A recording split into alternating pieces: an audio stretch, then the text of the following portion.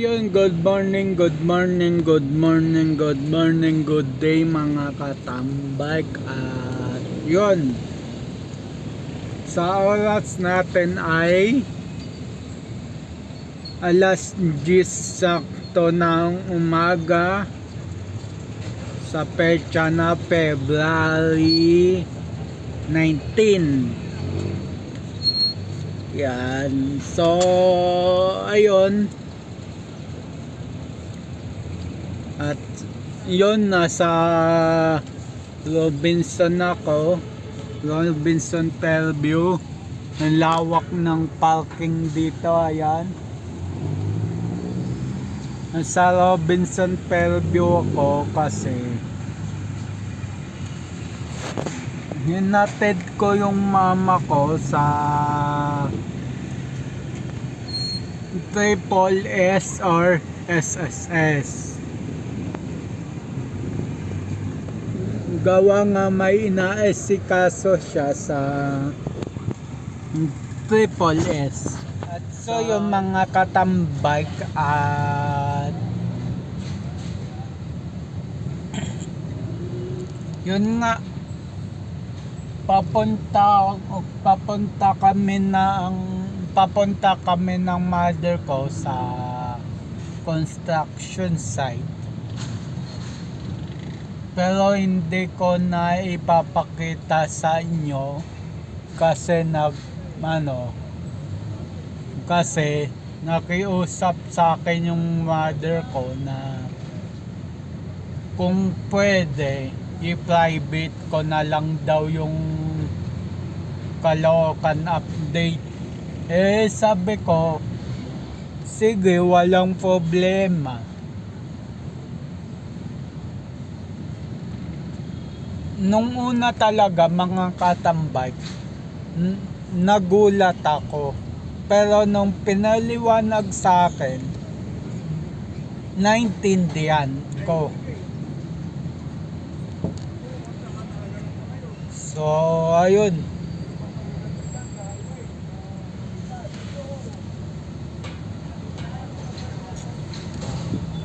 So, waiting ako dito sa parking lot na kay laki-laki. So waiting ako dito sa mother ko. Ang alam ko, patak ng November hanggang January ginagawa tong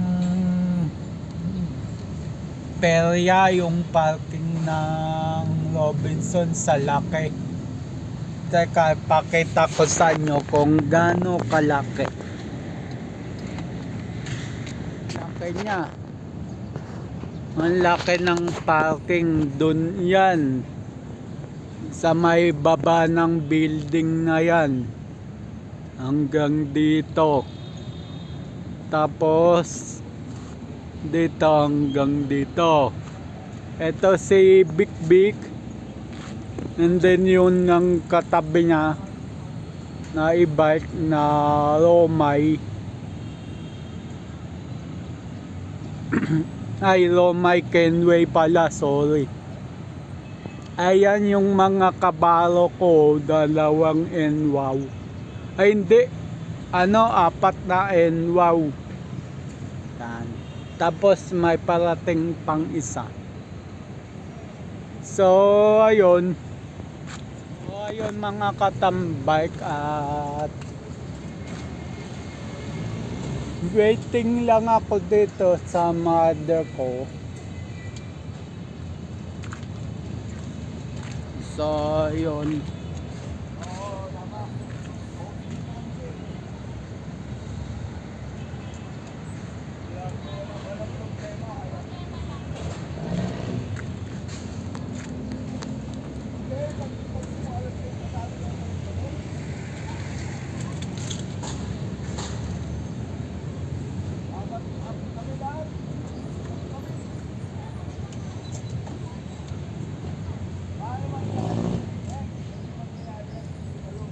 So ayun, may park sa ano tabi ko na e-bike. Ito yung bago EBRS ERBS 3 yan. Sa akin kasi ERBS 1. Ito na yung 3. Yung 2 naman walang nakaparking na tuloy-tuloy.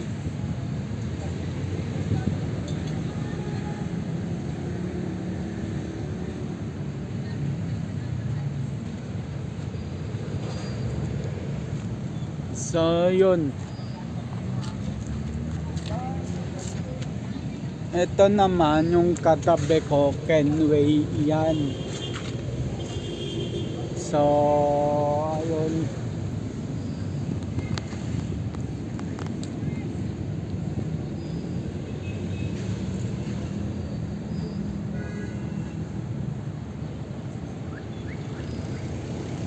Ayan yung building na bagong gawa, kahit tagal-tagal bago matapos.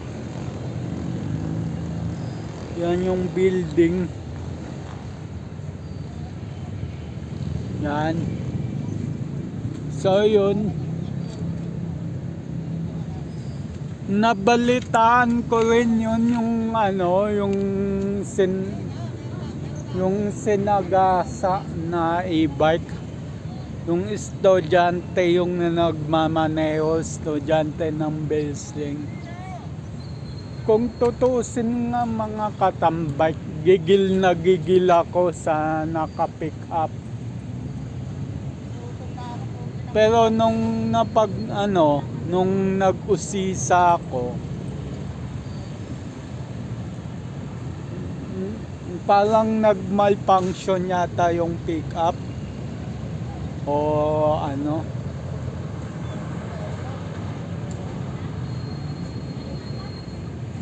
So una gigil na gigil ako.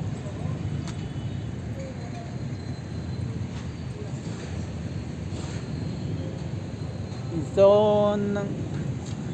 nanggigil din ako nung ano. Pero nandun na eh. So sa mga katambike natin dyan na may e-bike na kagaya ko, ingat-ingat na lang din at stay safe, keep safe sa atin lahat. Lalo na tayong mga naka-e-bike, stay safe sa atin lahat. Hindi natin alam yung mga ugali ng mga kamote. Pagka pinagsabihan naman natin sila mga kamote, tayo pa mali.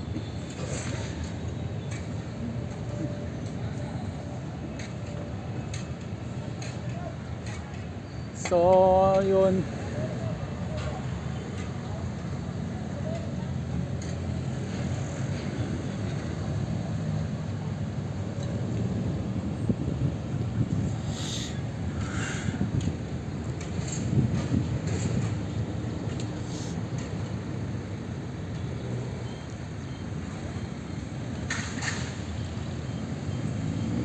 So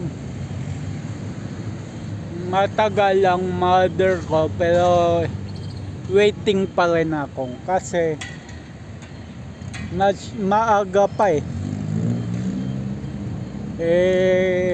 yung mga guard doon sa loob ng Robinson hindi pa sila nagpapapasok sa kaluktong ng Robinson Mall. Hindi pa sila nagpapapasok kaya siguro nakapila yung mother ko doon.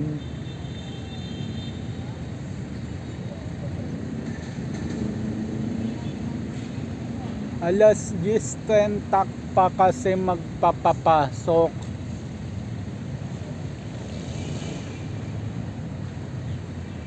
Ewan ko lang kung sa SSS papapasukin nila, kasi ako naranasan ko yun nung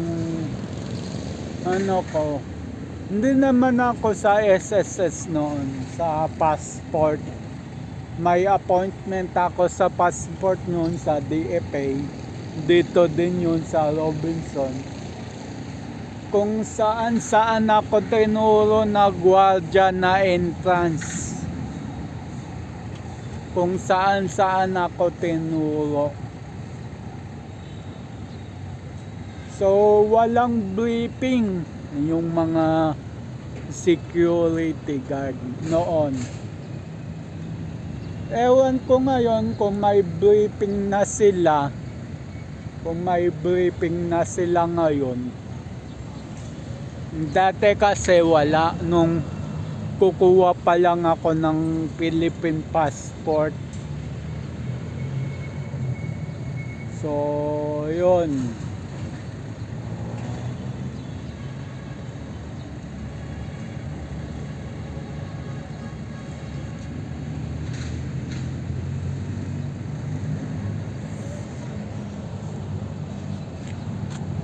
So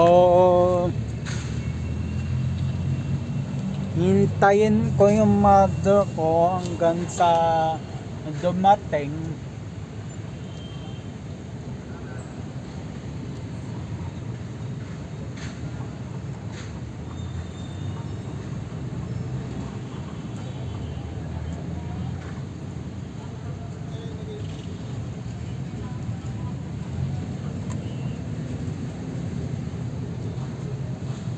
So yun, kwentuhan muna tayo mga katambay.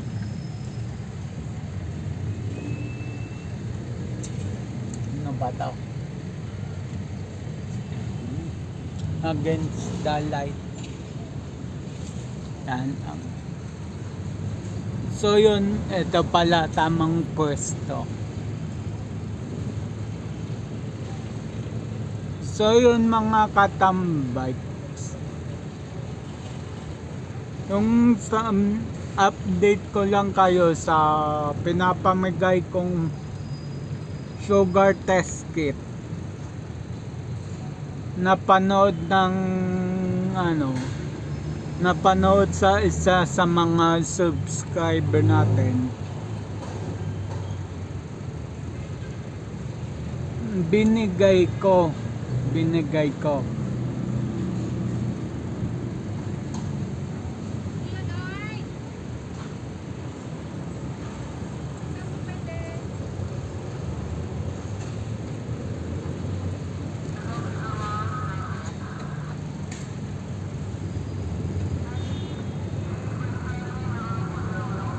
So yun, may e-bike na Somero.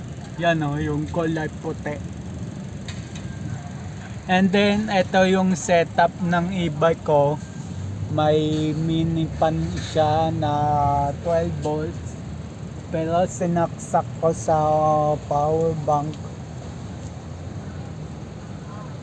So yun. May na siya, kahit pa paano may hangin pa rin.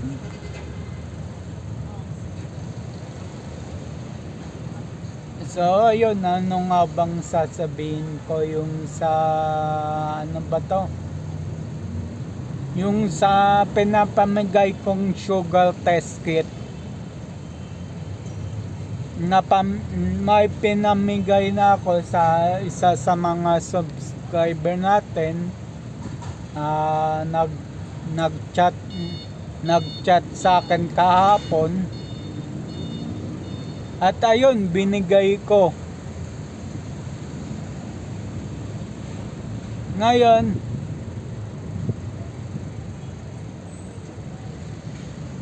sa mga may gustong yung piyesa ng bike, yung cambio, yung brake arm, nag-iisa na lang yun yung brake arm. Pinapamigay ko rin yun.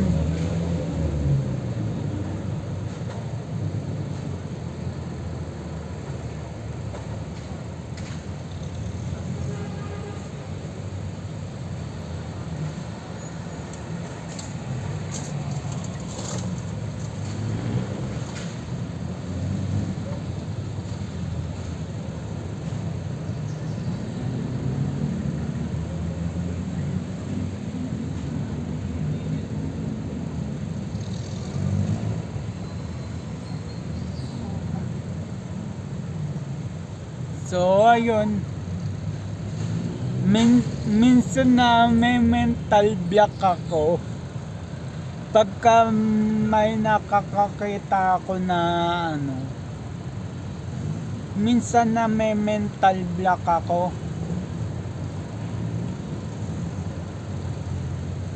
Ewan ko ba kung bakit.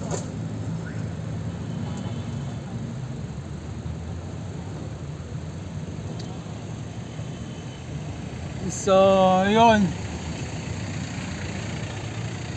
In-update ko lang kayo sa lugar kung nasan ako ngayon.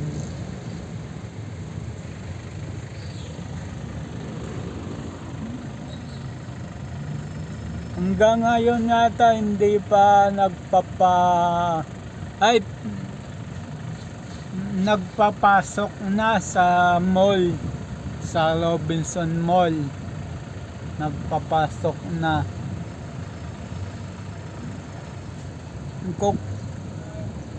Kukuha lang yung number ng yung mother ko. Ewan ko kung ano, mabilis na ba pila ngayon o ano. So pagkatapos na ito sa Robinson,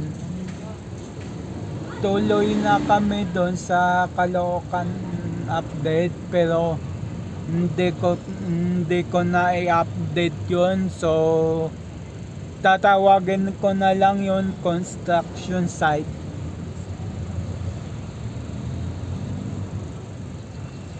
Kasi sinabihan ako ng mother ko na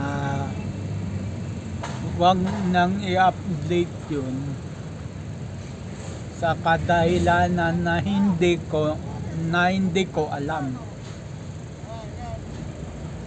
So naintindihan ko naman.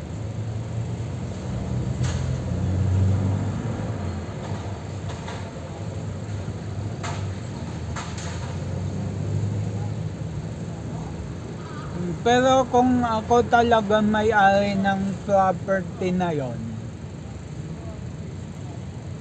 i-update ko kayo.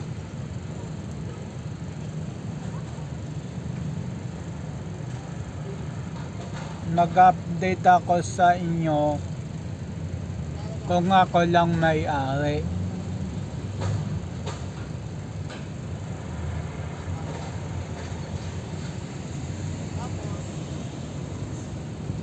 So yun, mukhang papasok ako ulit sa loob at bibili ko ng pandesal sa Pande de Manila, kasi meron silang branch dito ng Pande de Manila.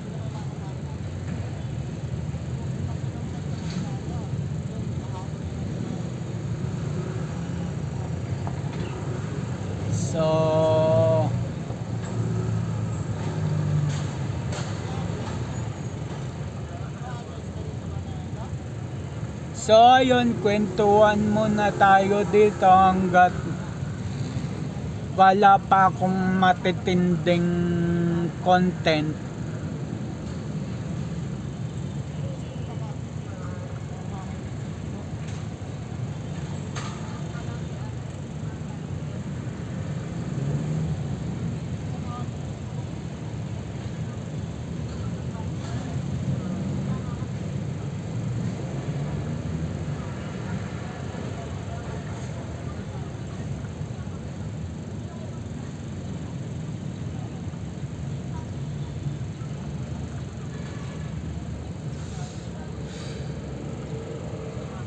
So yung i-update ko na lang kayo mamaya kung ano na ba nangyari sa SSS.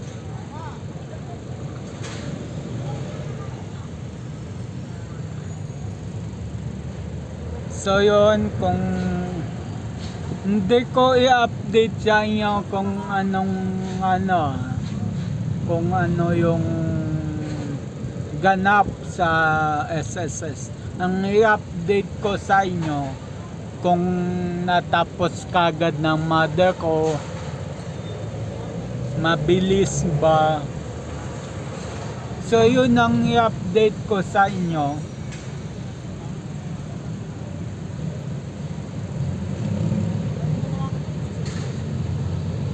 So ayun, update ko na lang kayo maya maya. So yun, wala pa rin yung mother ko. Matagal nagpaalam ako sa guard kung pwede mag vlog ako sa loob sa Pande Manila. Hindi daw pwede mag vlog sa loob, so I respect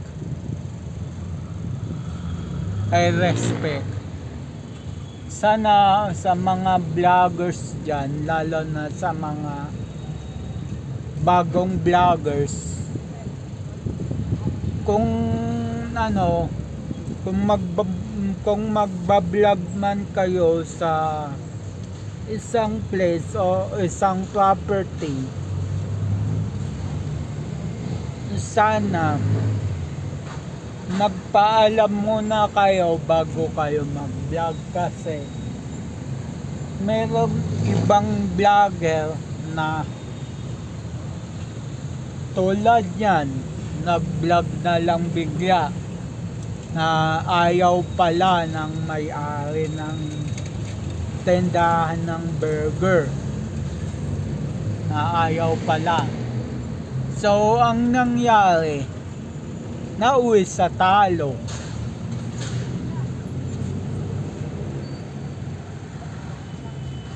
So sa mga vloggers dyan, sana bago kayo mag-vlog sa tindahan man, grocery, sa mall, magpaalam muna kayo kung pwede. Nangyari nung first time ko mag-vlog, nangyari na sa akin yan sa sa SM Novaliches yan. Ay hindi bagong yun. Hindi na akong bagong vlog yun. Lang yun, recently lang yun nangyari. Ang ginawa ko, pagpasok ko ng SM Novaliches,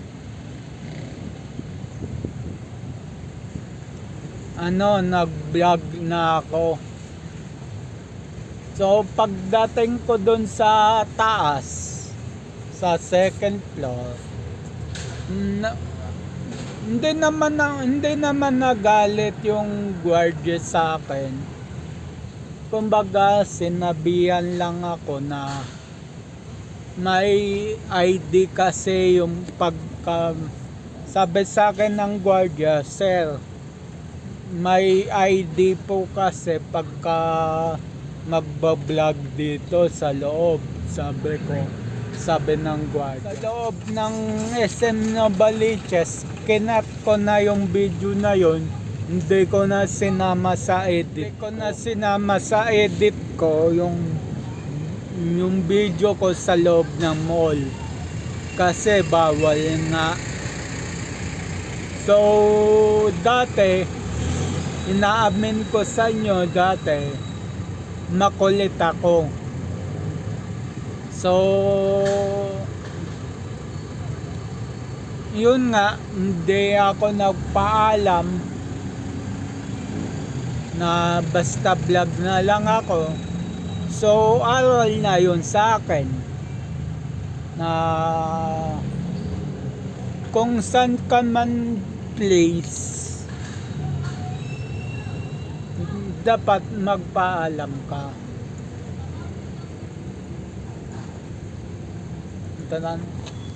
So yun, mamaya na lang. So yun mga katambike, at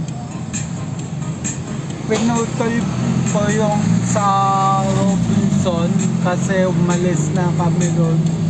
Ngayon nandito kami sa site sa lupa ng mama ko.